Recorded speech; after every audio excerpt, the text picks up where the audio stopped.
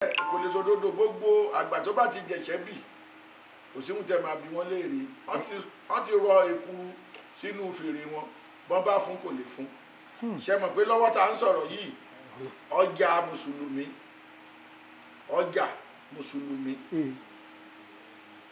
mùsùlùmí market ó ti wà ní Ọ̀ṣun àbó ti wà ní Ìwó. ó ti wà ní Ìwó ọjà mùsùlùmí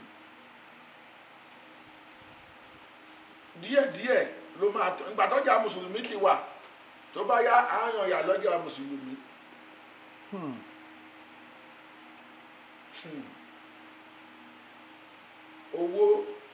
Olówó kò jẹ̀bi ládẹ wà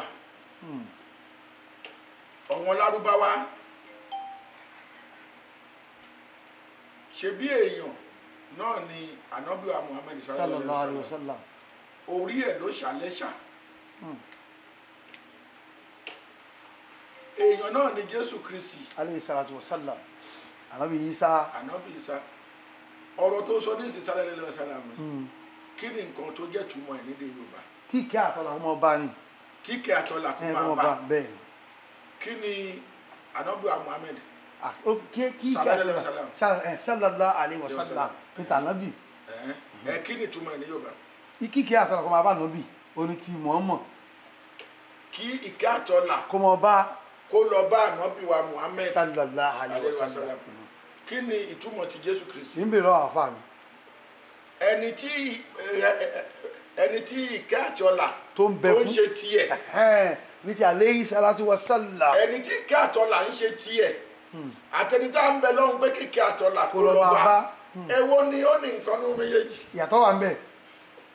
nínú mọ́gàjí àti mọ́gàrà ìyàtọ̀ wà ń bẹ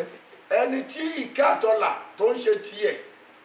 àtẹnitá ń bẹ lọ́hùn ẹni tí ìkẹ́ àtọ́là kó lọ bá ọ̀rọ̀ ń bọ̀ ń bẹ kò ń ṣe kágbé yẹn sẹ́gbẹ̀ẹ́ kan báyìí náà kágbé yẹn sẹ́gbẹ̀ẹ́ kan àwọn afá ọmọ ọ̀tún àwọn máa tú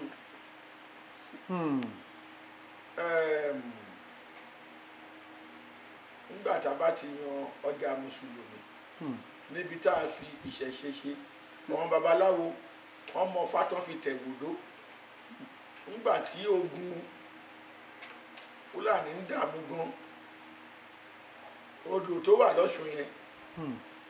ibẹ̀ náà ti ṣètùtù gbogbo àwọn ọmọ ogun tó yẹ kó dààmú àwọn èèyàn wa ibẹ̀ náà ń kú sí nínú májẹ̀mú láéláé Ọlọ́run fúnra ẹ̀ kọ́ńtrólù ilé ayé bó bá ti ṣẹ̀ ìdájọ́ ni pé kó kú nígbà tí Mósè ń kó àwọn ọmọ Ísírẹ́lì lọ sílẹ̀ lérí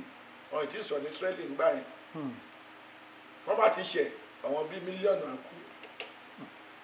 fúnra ara Ọlọ́run ló ń kọ́ńtrólù ilé ayé ó ní kí Mósè ó lọ sí orí òkè Sinai ó wà ńbẹ̀ fún 40 ọjọ́ Ọlọ́run fúnra ara ẹ̀ ló bá ṣe ohun tó ń pè ní wàhálà yẹn òun la mọ̀ tọ́ wọn mùsùlùmí